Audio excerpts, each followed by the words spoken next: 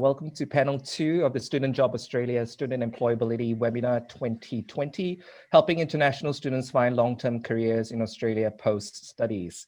My name is Gary Lee, and I'm the International Education Project Coordinator at the City of Melbourne, and I'll be your moderator for this panel.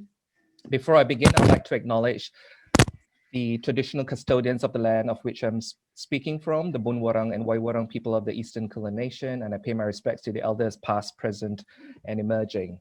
Our distinguished panelists for this session includes Sally Bird from the Independent Higher Education Australia, Michael Cornish from TAFE New South Wales, Belle Lim, Council of International Students Australia, and Davindra Singh from the Council of Australian Postgraduate Association.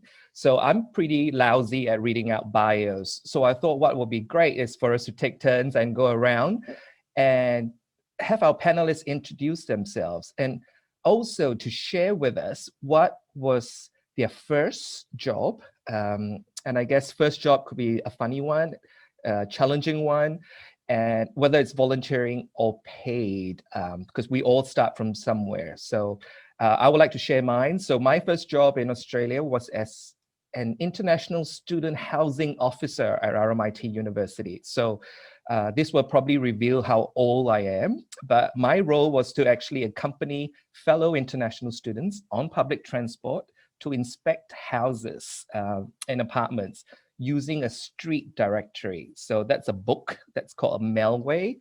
I think most students will be appalled that you used to have a book of maps, but that was my first job. But let's start with Sally. Would you like to share? Sure, thanks, Gary. I've had an interesting set of jobs. The first one was working as a supervisor at a food outlet at the MCG.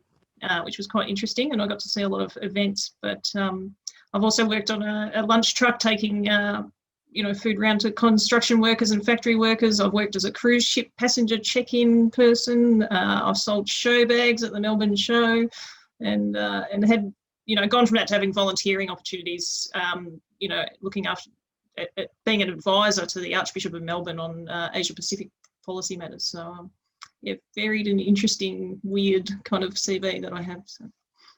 I love it. I like that show bag seller. I think that sounds very interesting.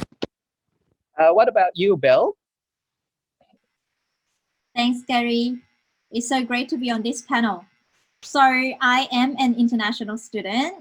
So I represent CISA today. It's the Council of International Students Australia.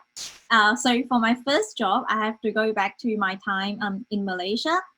I was about 16 at the time. My first job was working as a waitress at a sushi place. I have to say that I take my hats off to everyone working in the hospitality industry. I quit after 3 days because it is so tough. So yeah, that was a short stint. And also at the time we make, I made 5 ringgit per hour. So that would be about $1.50 Australian dollars per hour. So that was interesting. Thank you, Belle. Thank you so much for that. And I guess for us who grew up in Southeast Asia or different parts of Asia, I think that those are the stories we can share is how wonderful the remuneration was back then. What about you, Michael? Would you like to share with us? Thanks, Gary. Can you guys hear me okay? Yeah. My first job was actually in a coffee shop, and this is a long time before there were fancy names like barista going around in Australia. This is back when I was at university, at the age of 18, 19. But I learnt a lot. I did learn how to make coffees, but I can't say I've gone any further than that level of just making a decent coffee. But yeah, look, the past 20 years or so, I've been an English language teacher. I guess 10 of those would have been at TAFE New South Wales in the English Language Centre at Newcastle.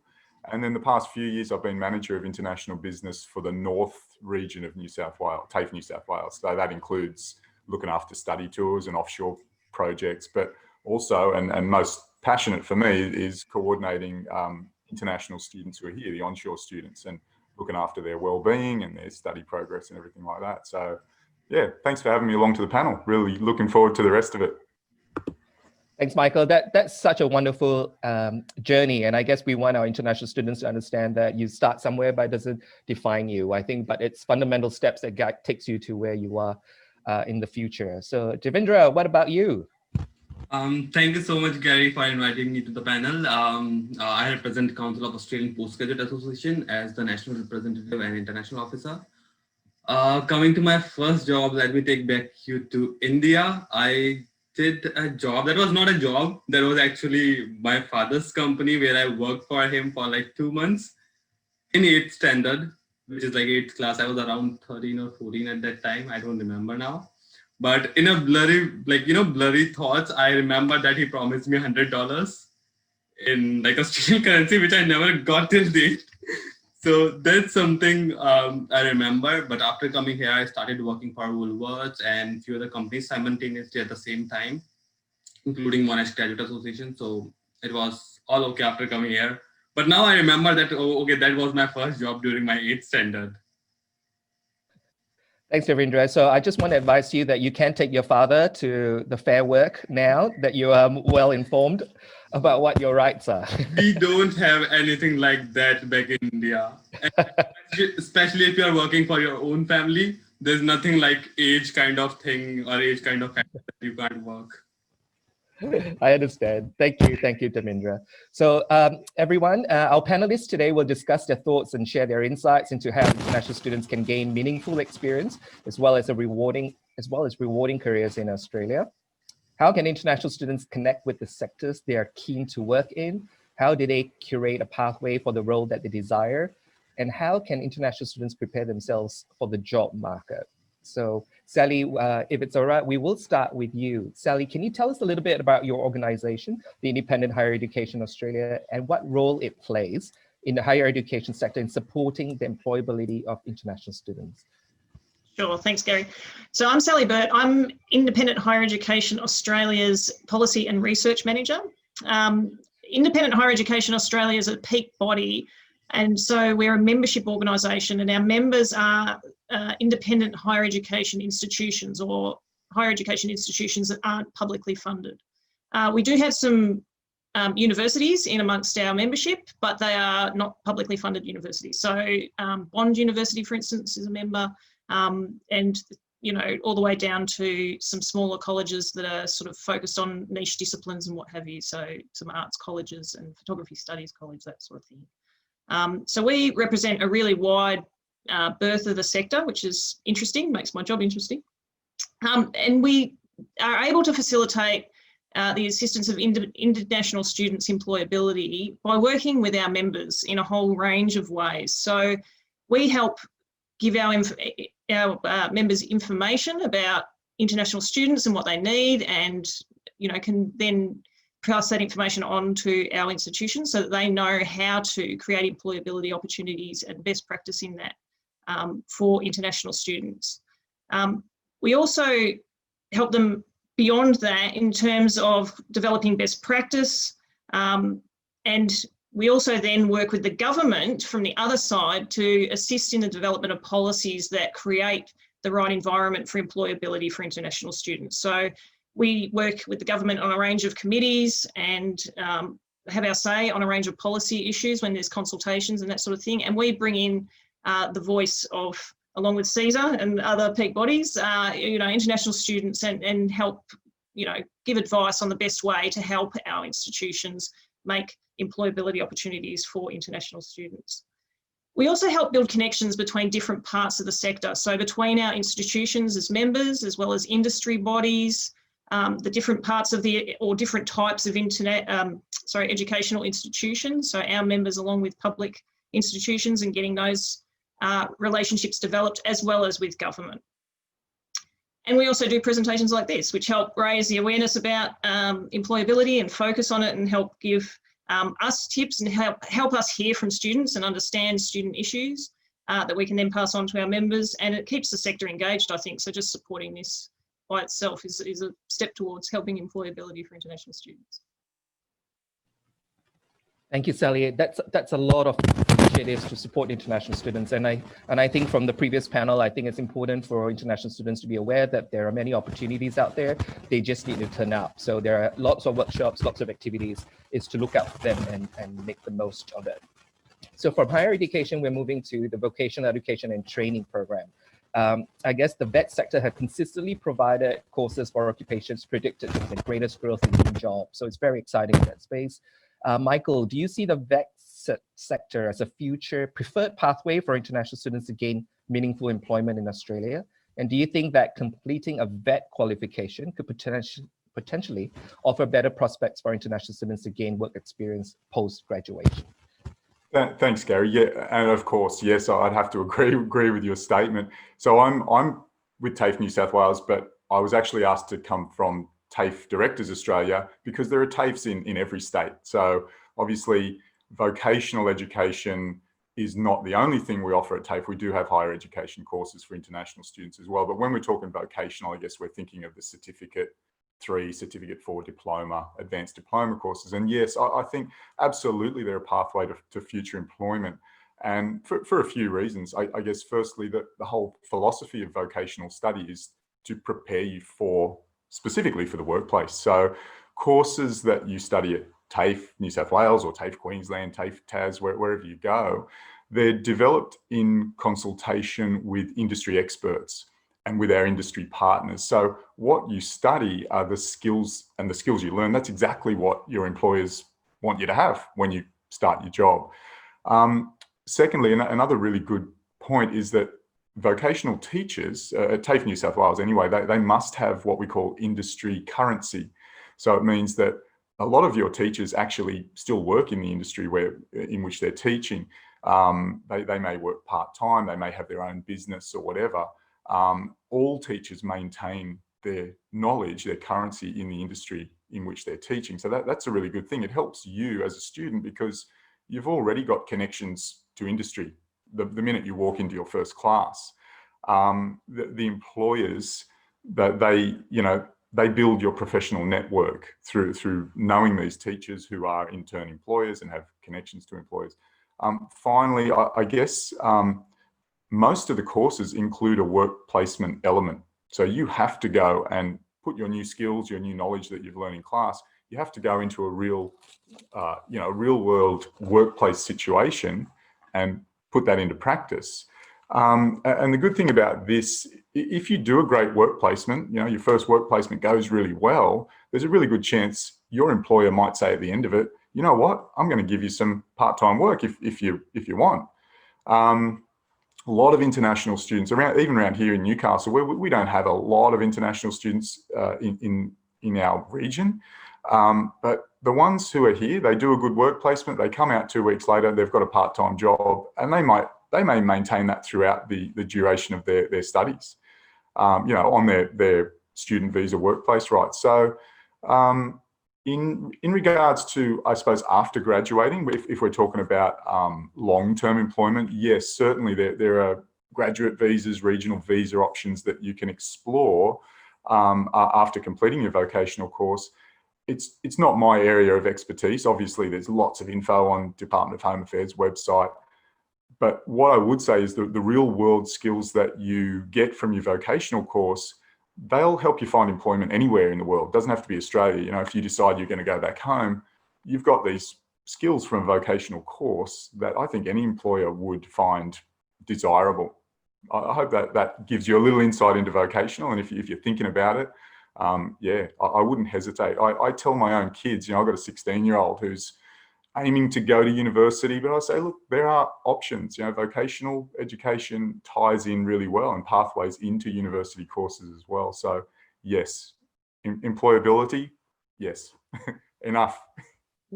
Michael, so when we talk about VET courses, are you able to share with us some of the more popular programs at the moment that are in demand? Yeah, sure. I mean, in Newcastle, but also a lot of international students in Sydney in the TAFE New South Wales area.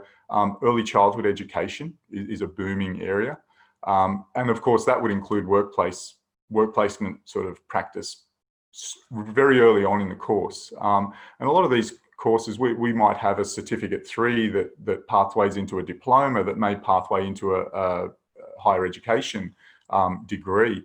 IT, cybersecurity, that sort of stuff is very popular as well. Particularly a lot of the courses that pathway into the higher ed, but also the standards like commercial cookery, you know, learning how to become a chef.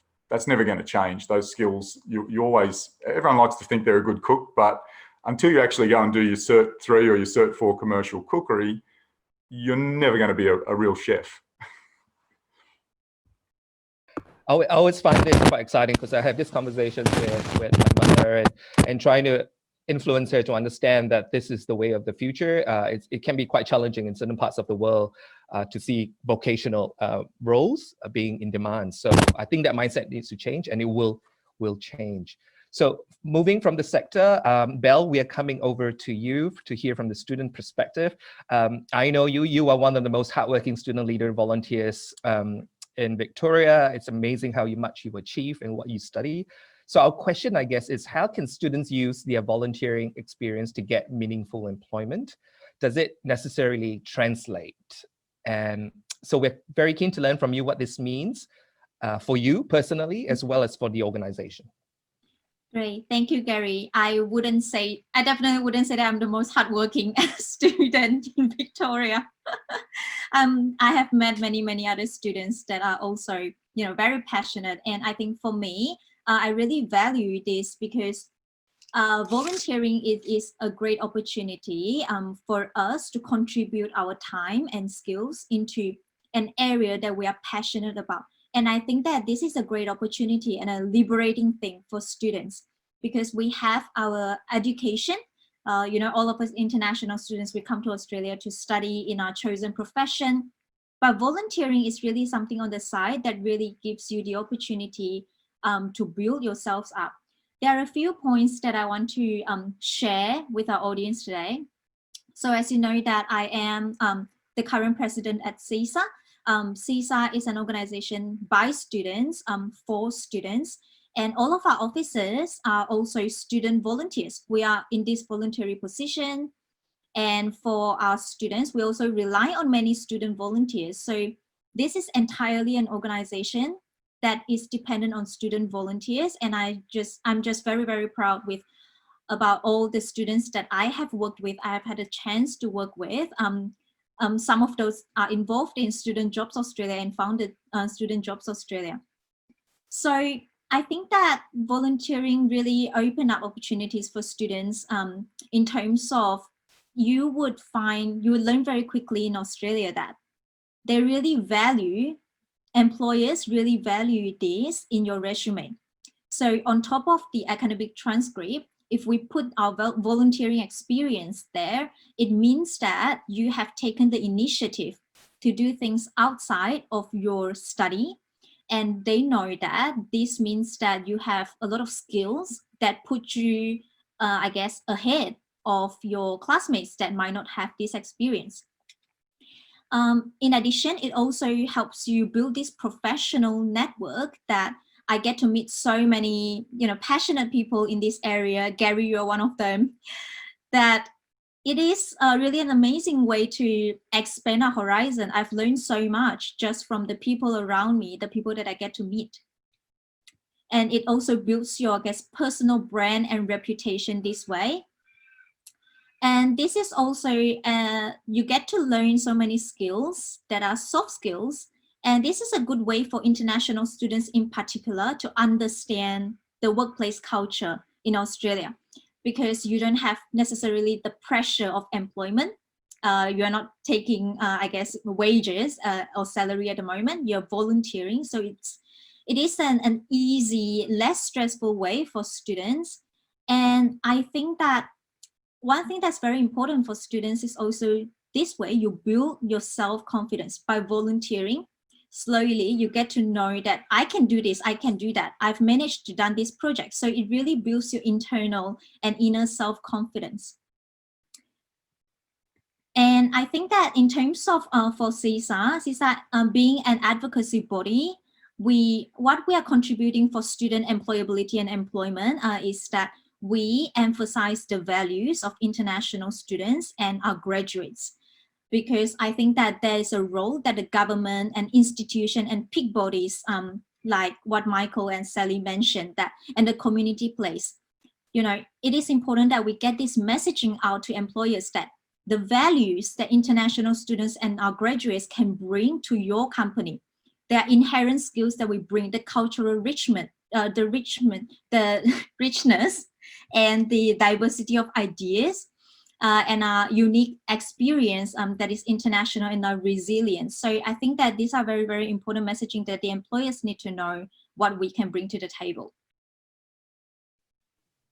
Thank you, Belle. That was very comprehensive. And I think you hit the nail on the head when you talked about the learning opportunities that volunteering offers. And volunteering is a great time for you to try new things, and it's okay to make mistakes. And because you will take that experience into the workplace and know how to do it better. To me, I always tell international students that volunteering provides you with the job interview you were not invited to, because I've always used volunteering as a way to learn and connect. And more importantly, to showcase the businesses or the organizations that I volunteered with of what I'm capable of.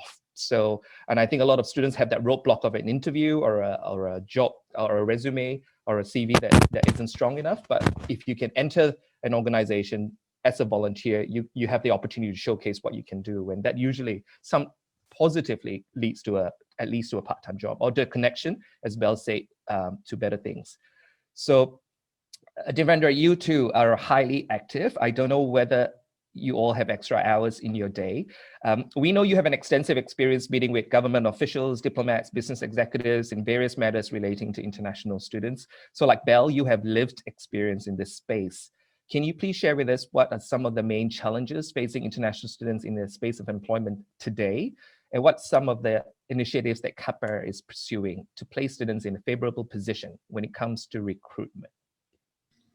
So when it comes to the challenges faced by the international students today, as you see, international students, they generally study a 2-year or 3-year degree program. So most of the international students who are in Australia today, they are either enrolled in a master's program, which is generally of 2 years, or a bachelor's degree, which is of 3 years. So they generally don't have enough time to sort of, go out and maybe upskill themselves other than their study, other than their degree program or other than their institution. So I think volunteering, as Belle has mentioned, and as you are a strong advocate of international students, it's more about where you can showcase along with your employers, yourself as well, that what you are capable of. So if you can do something, you can sort of speak to the employer that confidently that, okay, fine, I have done this thing earlier during my volunteering program and I can do it again and again and again. And that sort of, gives you that level of competence and that level of capability to speak out, to seek out those job opportunities which are either not available or which are not publicized in that manner. So even speaking about my experience, most of the roles where I am today or most of the jobs which I am doing today, they all came through some other sort of person who was involved with me at some other level during some volunteering program or during some previous jobs. And that's, I think, one of the major challenges that people don't go out and seek volunteering as a way to move forward in their career. It's more about they see volunteering as a free work, or they see I'm not sort of against this thing that you shouldn't do volunteering or you shouldn't do volunteering. It's more about you should contribute, you should learn how to contribute. It's not like that you will be having some sort of volunteering opportunity present there. You can go out to any employer, you can say that I am happy to volunteer this particular thing for you. You can particularly design, if you are into designing or graphic designing kind of things, you can design posters for them free of cost. You can show them your skills. Who knows, they might hire you there itself, or who knows, they might recommend you some of their, because they are in that industry for pretty long, they might suggest or they might recommend you to some of their colleagues or friends. So it's more about, contributing to that particular business or government organizations or someone who is doing something already. So that helps you upskilling. What people think today or what students think today, that if it's volunteering, it's not giving them money right away, so they are not going for it. So that's I think the major challenge today. When we speak about CAPA is the national peak body for all the postgraduates across the country, which includes domestic and international both. So we are a right mix of both domestic students and international students in Australia. CAPA is a highly research-intensive organization, so we do a lot of research and surveys around everything related to postgraduates, which includes international students' employability as well. We have recently submitted a petition as well as a submission for the migration, the temporary migrant workers who are at some point of time were a postgraduate degree holder or previously who were a postgraduate student in Australia. So it's like CAPA as an organization works more towards, it's not of a student-facing role, more of a research-intensive role where we are working more with the government, with the peak bodies for workers, or with the peak bodies in terms of unions or students as CISA, NACCIPA, and NUS. So it's more about, researching and presenting the findings so that we can have better opportunities, we can have better sort of services offered by the government or the institution. Great, thanks, Ravindra. I guess for all our students that's on today's session, we encourage you to look up the Council of International Students Australia as well as CAPA and find out what's being offered. And like the previous panel has said, turn up, show up, and get involved because they're here for you. Sally, I'm excited with this round 2 of questions because for years we have often talked to businesses about lost opportunities when they don't recruit international student graduates. But many of the companies that we deal with have told us that if the system ain't broken, don't fix it. So they don't see what's wrong with it. So how do we change the narrative and educate businesses that it's no longer about why you should hire an international student, but how you cannot afford not to? And what strategies do you think we can adopt to prevent skill losses of international graduates from Australia? Thanks, Gary. Interesting question. I think the key to it is making sure that institutions have those connections with industry so that the narrative is broader than just government talking to industry discussions. And there are actually, the institutions are engaged who can really see on the ground the value of international students and the value of international education to Australia. And so I think, making sure that everyone can hear the right message from the right people and have a diversity of views and perspectives, because I think institutions really value international students and they can see,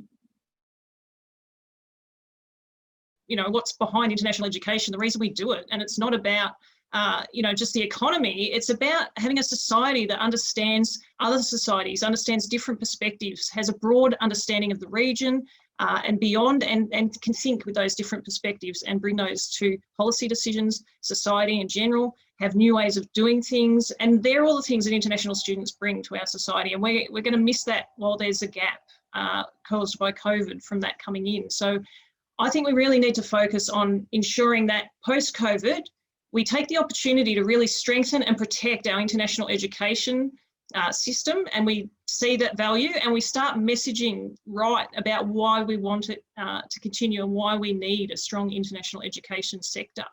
And that needs to begin now, not after COVID when things can look a bit brighter. And I do have to say, by the way, I meant to say from the outset, well done to all of you international students. We know you are doing it tough.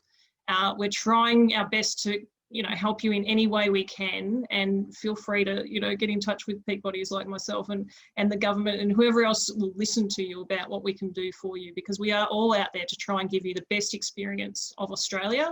And we do value you and want you here and want you to have the best experience you can in Australia, and also get the best educational outcomes you can from the institutions you're a part of. So thanks for hanging in there so far, and hopefully we'll pull through this together. And I'm sure we will. So yeah, it would be a travesty to see international student skills slip from Australia for a whole range of reasons. And so we hope the right policy settings, and we're doing what we can as advocacy groups. And again, everyone on this panel as advocacy groups will be, talking to government about exactly the best way to ensure that happens in the future, and that narrative is correct and the narrative gets out to the broader public and the international students. Hopefully you see yourselves for the value you bring. And hopefully we are conveying that to you, and help us do it better, please. Sally, I totally agree. I think when we talk about the best student experience, that has evolved over the decades, and when I came to Australia about 200 years ago, I guess the outcome from that was to get a degree, and that was sufficient back then to go back and go, I've got an Australian degree. But students' needs and wants are far more sophisticated these days. You know, they want a work experience, they want a job, and if they see they don't get a job at the end of this degree, then or a qualification, then there's no point to it.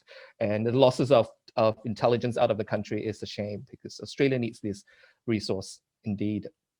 Sally, you brought up a very interesting point around COVID. So now we're going over to Michael in terms of what kind of support, I guess, is available at TAFEs for international students under duress. I think these are all very difficult times around immigration, finances, counseling.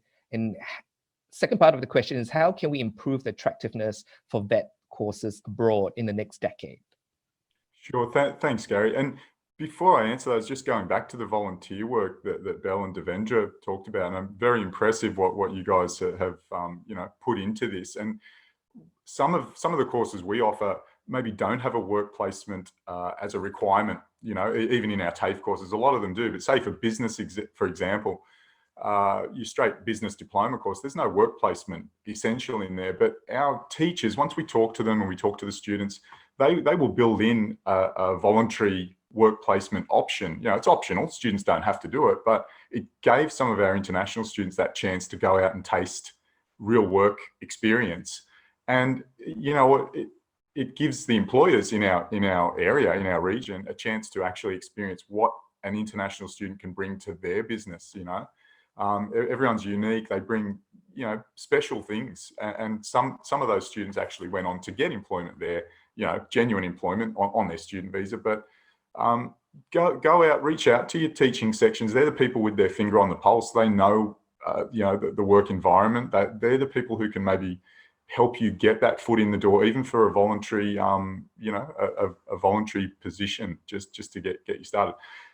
Sorry, Gary, I digress. I'll get back to your question about support. So I guess if you're not familiar with the TAFEs, we're very large institutes, and for that reason, we do have very large networks of support. So TAFE New South Wales, for example, I think we have over 500,000 enrolments every year. That's over about 120 different campuses. So we've got a really broad network. And the good thing is it includes a really broad support network. So for international students, we have dedicated customer experience coordinators. So we advise international students, you know, one-on-one. We support them, you know, with their study progress, with their well-being. Most importantly, at the moment, you know, we've been trying to provide links to, you know, food hampers and support throughout COVID-19, and installment payments for, you know, tuition payments and reductions, and whatever we can do to help, basically. So we have dedicated people who help our international students, but we also can then connect international students to our broader support range. So, you know, we have personal counsellors at all TAFEs, and, you know, they can refer you to legal help or health experts or financial services or whatever you need. We have learning support, obviously, but especially for international students, we like to go the extra distance, and, you know, we might set up one-on-one tutorial support sessions for students who are having, you know, some struggles with their academic progress, just to help get them over the line and make sure you stay on track.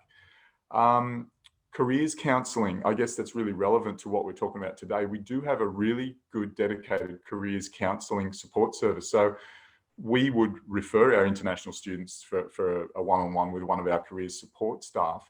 And they can help, you know, just discussing study pathways. Okay, what are you studying? Where do you want to get to?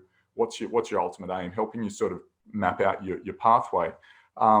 They do all the resume writing skill workshops and your job application workshops and interview skills and all those sort of things as well. So I guess that sort of covers how we like to support our international students.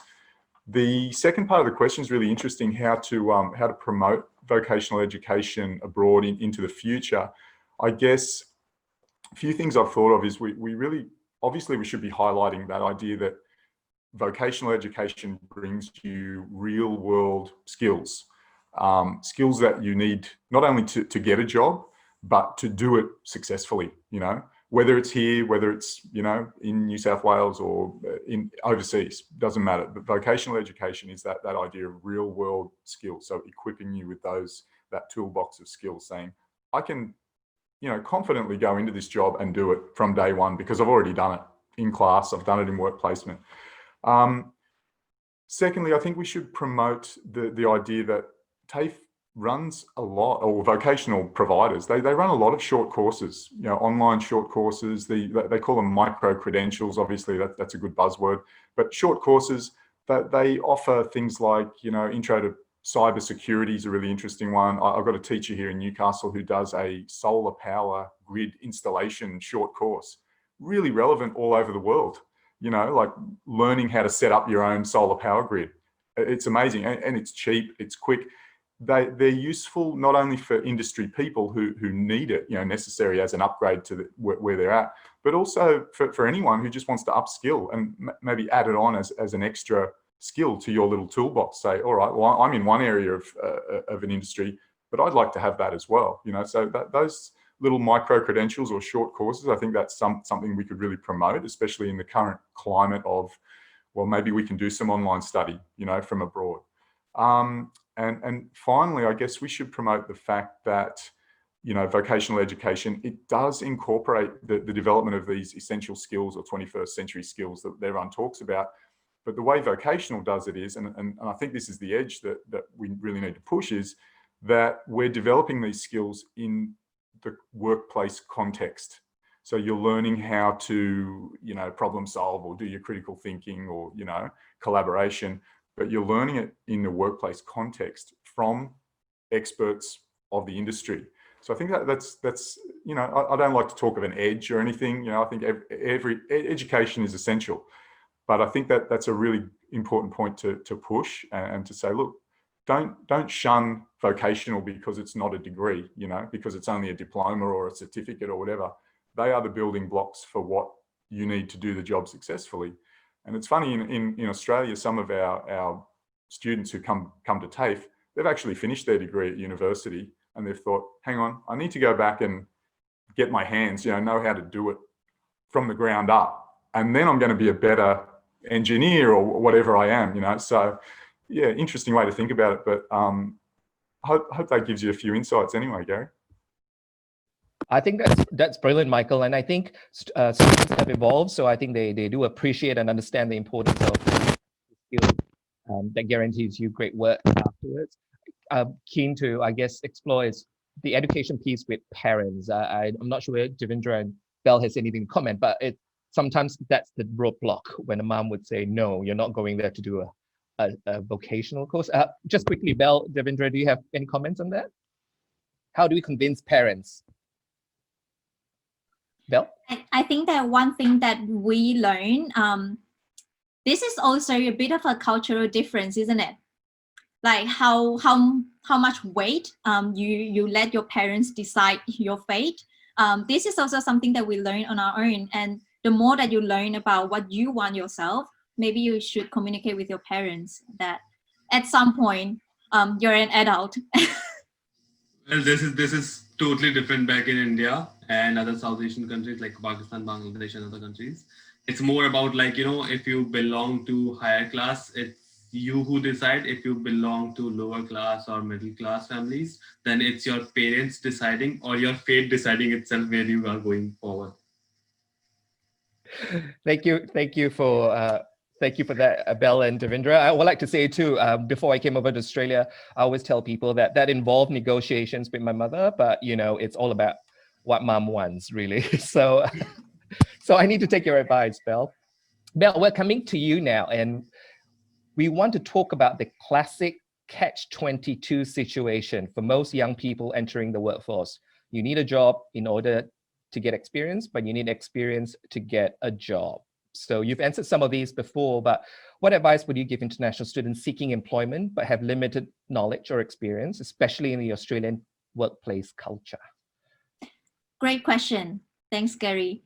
Yes, I think that sometimes when we talk about these issues, that employability and employment, it becomes a bit heavy and, it's quite a lot of pressure. I just want to bring us back to the fact that we are able to move to a different country to study, to get our education. This is such a great opportunity that we have, that we need to acknowledge that we get to experience and learn, and we should all be just feel so happy and eager and passionate to learn. And I think that in terms of experience and workplace culture, I have to go back to our recommendation of volunteering. It is such a great way for you to learn about a lot of things and workplace culture. And I would advise, international students that it's important for us to stay open-minded, eager to learn, eager to absorb, and just have a positive attitude. No one expects us to go into a new role or a new environment and know everything. As long as we have a positive attitude, as long as we have a growth mindset, we can learn on the role and learn on the job. And I also want to emphasize to all of the students that it is a bit of a thing that I think all of us kind of reach a point that we need to know the line of adaptation and standing our grounds. So I think that for international students, it's very easy for us to have a bit of an identity crisis, because everyone is telling us to assimilate into the Australian culture. But what about our own culture? So I think at some point we need to know what are the values that we have that are amazing for ourselves and our culture, that we need to stay true to ourselves. But we also need to learn to remain flexible, to adapt to the Australian workplace culture. For example, the communications, what are the slangs, what do they mean? And learn about things that, people talk about. For example, AFL, Gary is a champion. We are very happy this weekend. I'm sorry to any of the Geelong fans here. And I also want to emphasize that cross-cultural experience is a two-way street.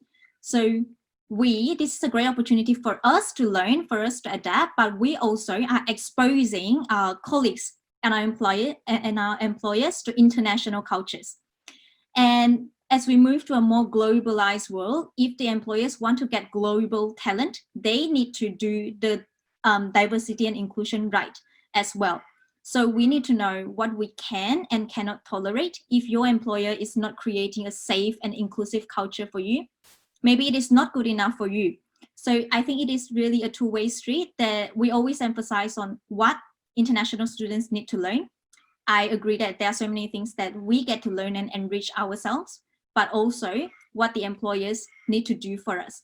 And also, there is a question in the chat that I really want to address, that many companies don't hire international students because of our visa status. So the job market is indeed harder for us. So we can't paint a rosy picture for students.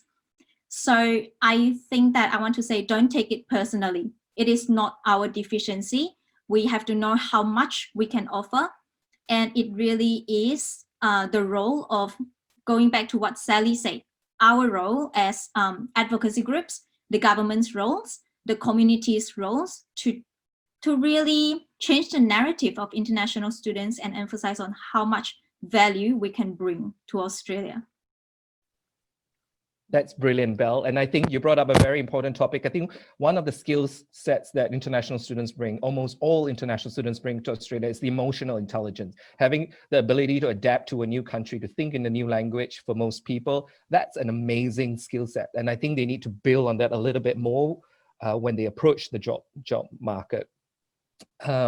There was another topic I wanted to bring up, but I have completely forgotten. So I'm going to go to you first, Devendra. Finding a job is exhausting for anyone, whether they're established Australians or those new to the country. But of course, we know international students have additional challenges. What is your advice on how international students can stay motivated while on the job hunt? Well, that's a very interesting question, Gary. I have spoken about such thing quite a couple of times by now. So it's more about, I'm just repeating. If someone has attended any of my previous sessions, they might relate to it.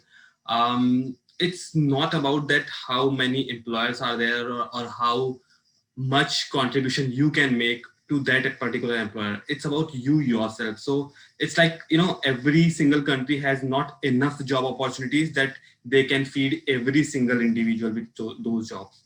If you can start something of your own, that might serve your purpose. So maybe start your own, have your own startup, start your own small consulting firm, or whatever you have expertise in, just go with the flow. And I think once you start building the clients, who knows, you might be the next employer for someone. So it's like, you know, you really don't know what you are capable of unless and until you try that out. You try that out, you will know, you will make contacts during that trial process, and you will earn in terms of that experience and earn in terms of those connections you will make. I'm pretty sure you won't be earning quite a lot of like thousands of dollars in your first few months, but in first few months, what level of connections you will be making and what level of trust you will be building with those connections, that will make all the difference down the line. Great, Devendra, that's really important. I think all international students, all students need to understand that this is the phase in life where you can experiment, you can try new things. It's okay to fail. You've got extensive networks, you've got extensive support from institutions. So it's a really great time to try new things. Like you said, you never know. Or I guess in the case of Belle, she tried waitering and she knew that wasn't for her and she'll never do it again. So I think why not try something and decide for yourself. So this question, I know I'm out of time, but I'm going to go to Belle and Devendra. It's a very interesting question that you have not read about before, but for some international students, they have said that volunteering is a privilege for those who do not need to work. So some students have often said, I need to work, I do not have time to take on volunteering roles. What are some of your thoughts around that? I absolutely acknowledge that. I think that it is a privilege that I think we need to all acknowledge that, because there are students that absolutely need to work on jobs. Well, firstly, I would say that even if you have to work at, for example, Woolworths, you also learn so much skills about time management, about customer service, about how do you work in a team. So yeah, don't discount yourself. You learn so much skills in your part-time or casual job. And secondly, I would say, yes, it is a privilege. So I think that those of us who get the opportunity, we should acknowledge that and appreciate that. And also, I think that everyone is on our journey. So don't compare yourself to other people. We're all in a different position. Take the opportunities as they come. They will lead you to, you know, as long as you have a goal in mind, it will eventually lead you down that path. Well, Gary, I fully acknowledge that volunteering is a privilege, but at some point it's more about how much efforts you are putting in. So if, I mean, that particular privilege can be earned if you are putting your full efforts. Everyone has those 24 hours, and everyone has said that before me as well, that those 24 hours are with every single individual on this planet. How you much are contributing to your job or studies or a different volunteering program, or maybe with an NGO, or just working for the society. So I'm pretty sure Belle is working at least like two part-time jobs or one PhD program, and then volunteering for CISA and maybe volunteering for some other organization. So it's more about, you know, how many hats you can wear and where you see yourself down the line and how much you can build during that timeline. So I think it's a privilege, but again, it's an earned privilege. You really have to make those efforts. You really have to work hard to have that privilege. And it's nowhere near about luck. Sometimes people say that you are lucky, or some people are lucky that they got this privilege to work for this organization. That privilege came with like 2 years, 3 years of their hard work in a different country altogether. Great, thanks, Devendra. I think you both answered that really well. And I guess the advice for international students who are probably time poor is to try limit the types of volunteering opportunities you engage in. And not everyone needs to lead a student body, because that we know that's very time consuming. But there are other opportunities that you can engage and participate in. Michael and Sally, we've got a question on the chat line, which we hope you can give a tip or two for our students, is how can international students secure jobs in the post-COVID job market? Sally, perhaps you start first. Sure. Yeah, I think the key to it is going to be the ability to sell yourself and adaptability. So just the fact that you've got through this in this, you know, position that you guys are in shows resilience, for instance, right? And Belle was identifying a whole lot of skills that you just learn in a way that you might not be thinking about them at the time. So just really take time to think through the different skills you've got out of every experience that you've had in your life. and make sure you can sell those and give yourself a point of difference to Australians around. You do have skills that Australians don't have, and you can or may not have, and you can sell those. And so you need to think about being able to articulate the different skills that you have and recognising them and being proud of where you've got to and how you've got here, and making sure that you can show the employer those sets of skills. I think also take every opportunity. I've had an incredible, you heard a bit about my employment history, the amount of other things I've got on my CV about things that I've done just because someone said, come and give a talk to us, this small group over here. And, I went and did that, and that ended up me writing their history as an organisation, which was a paid role, and I've had experiences of going over to the US and spending time with academics from all across the world to do programs that led to book writing opportunities and a trip to India to speak and present a paper over there. So just say yes to the things that you can. And on the previous point about the volunteering, of course, you're time poor. Students, have 24 hours in a day like everyone else, and you have to fit an incredible amount into that. But volunteering doesn't have to be, as Gary said, it doesn't have to be, the thing that takes 30 hours a week. It could be 1 hour a week. It's volunteering. Find a role that suits how much time you have. And again, think broadly about the skills that might give you, and in an adaptability way, be able to adapt those skills to certain circumstances and different circumstances and think about them and articulate them that way. And I think that will help you. Thank you, Michael. I wish I had some interesting things to add, but I think you guys have said everything. And I must say, before I chip in, I must say, Devendra and Belle, you've just, your outlook is fantastic. You've got great perspective on everything. And to echo what Sally said, I do think there will be opportunities in different areas, and probably areas that you haven't thought of, and areas where you think, oh, that's not my preferred sort of employment. I don't really want to do that, but I think that's where you might get your foot in the door. If you've been having a lot of struggles getting employment, getting hired, I think broaden your catchment, broaden your net. Look for anything, as Sally said. Do anything. Get your foot in the door, and that can lead on to other work opportunities. I think sell yourself. Don't hide the fact that you're on a study visa. Sell that fact. Say, hey, I can work 40 hours a fortnight. In non-study periods, I can work, there's no restriction, and go in and be confident of that and say, I can bring something to your place of employment that another employee can't. I've got this cultural perspective. I've got this background. I've got another language. I've got 3 other languages. Promote those things, and don't sell yourself short. That's an Aussie expression, I suppose, that we say. Look, be proud. Be confident, network as much as you possibly can, whether it's just within your own international student community, which is a fantastic network. I mean, the amount of jobs I've referred one student on to, and I've just said, look, go and talk to that other student. They've got a friend who needs a kitchen hand here, or whatever it is. Broaden your network. Talk to your teachers, talk to your international student coordinators and your peers. I don't know if there's anything else I can add that would be of value there, guys, but hopefully that gives you, just some impetus to get out there and look for the jobs that may not be in your chosen or typical area of work where you would normally be looking. I love that you both touch on elements of what students should be doing, and I can relate to my experiences in international students. I've often tell people that say yes and figure it out later, and I think I've experienced that many times, but I also think that's a great learning curve.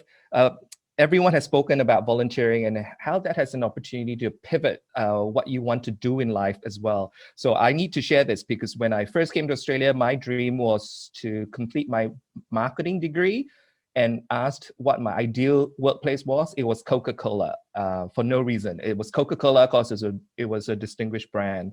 Little did I know that volunteering led me to amazing networks and to offers of professional jobs with the support of a lot of mentors, and I ended up in international education. Never in my life would I have thought I would have ended here. So it's such a fulfilling career, but I said yes, and then I figured it out later. We all know that many international students need a part-time job when they get here. It's a sustainable way to get an independent finance resource. It also helps students to gain more experience and soft skills that comes with volunteering as well. For international students in Australia, having a part-time job allows them to widen their networks and enhance their communication skills, also attainable through volunteering. But we know as a sector, we still have a lot to do to extend that pathway to lead students to fulfilling professional jobs, because that's what they're after. As this is the only, it's not about just getting a job, it's also about life aspirations for our international students. Before we wrap up, I'm going to copy Kasun's wrapping up format and go around and say, if students can take away one thing from this panel from you, what would it be? Belle. I would say that just learn to recognize the skills that you already have. I think a lot of international students have so much skills, but their confidence doesn't match their skills yet. Yes, we can always increase our skills, but just know that how much you can bring to the table. Thank you. Sally? Yeah, I like the say yes, figure it out later. That was pretty good. But and just remember you're special. And as Belle says, remember that you're special and you've got it. Just bring it to someone. Michael? Yeah, don't lose confidence when you do get knockbacks. You know, you're going to get told, sorry, we can't employ you at the moment, or you know, someone may not get back to you. Don't take that. Try not to take it personal. It is personal. I know it hurts. Try to brush that aside and say, all right, there's probably a good reason for it. Maybe the employer they're just not ready to take on that. You know, some employers may see it as a risk. Oh, I've got a student, they're on a student visa. It's really complicated. Don't take that personally. Just say, all right, I'll keep going. Maybe I'll go back to that employer in another month and you know, keep doing the rounds. As I say to my students, do the rounds, keep going, and someone will take the bait very soon, and you'll have some work, and it'll grow from there. Thank you. Devendra? Experience the life, learn and contribute as you go. In the end, everything will make sense. Oh, I like that. What a wonderful way to wrap up this panel. So thank you, Sally, Michael, Belle, Devendra, for your time and for sharing your insights. But for everyone else, please stay tuned for our next panel, Expanding Your Horizons, Learning from International Student Leaders. To everyone, thank you for joining us. So much. Thank you. Thank you.